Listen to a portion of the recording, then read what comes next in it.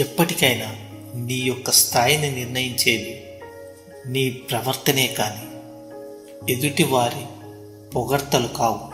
ఒకరిని అపార్థం చేసుకోవడంలో ఉన్నంత శ్రద్ధ అర్థం చేసుకోవడంలో ఉంటే బంధాలు ఎప్పటికీ దూరం కావు.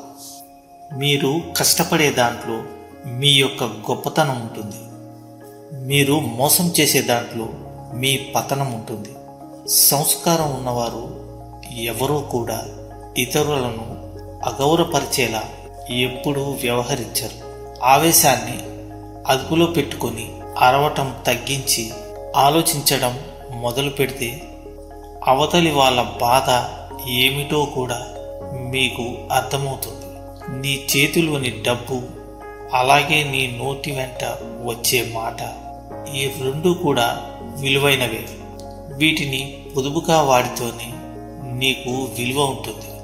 గడిచే కాలంలో జరిగిన తప్పిదాలను నడిచే సమయంలో సరిదిద్దుకోవడం ఉన్నతమైన లక్షణం. ధర్మం అనేది ఎటువైపు ఉంటే విజయం కూడా అటువైపే ఉంటుంది. ధర్మానికి ఆపదలు ఎక్కువ.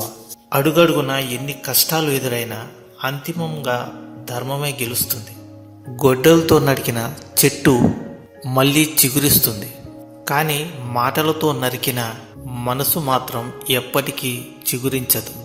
మనం చేసే పనిలో ప్రతిసారి సంతోషం లభించకపోవచ్చు, కానీ పని అనేది లేకపోతే అసలు సంతోషం అనేది ఉండదు. తోటి వారికి బాగా సంపద ఉందని నీకు లేదని ఎప్పుడూ కూడా బాధపడవద్దు.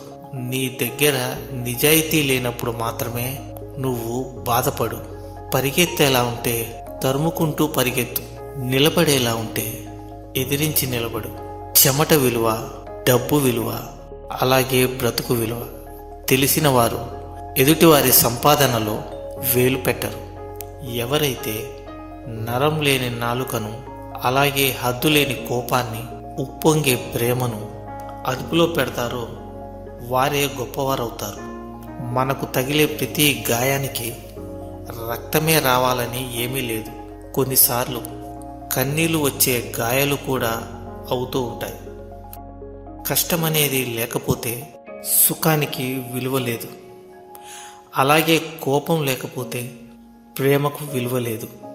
మీరు దాచిన నిజం మిమ్మల్ని నిద్రకు దూరం చేస్తూ ఉంటుంది. అలాగే ఒక్కసారి మీరు చెప్పే నిజం మిమ్మల్ని మనుషులకు దూరం చేస్తూ ఉంటుంది. కాదంటారా?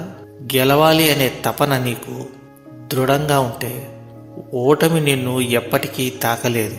మనం తెలిసి చేసినా తెలియక చేసినా చేసుకున్న కర్మఫలం మంచైనా చెడైనా అనుభవించక తప్పదు.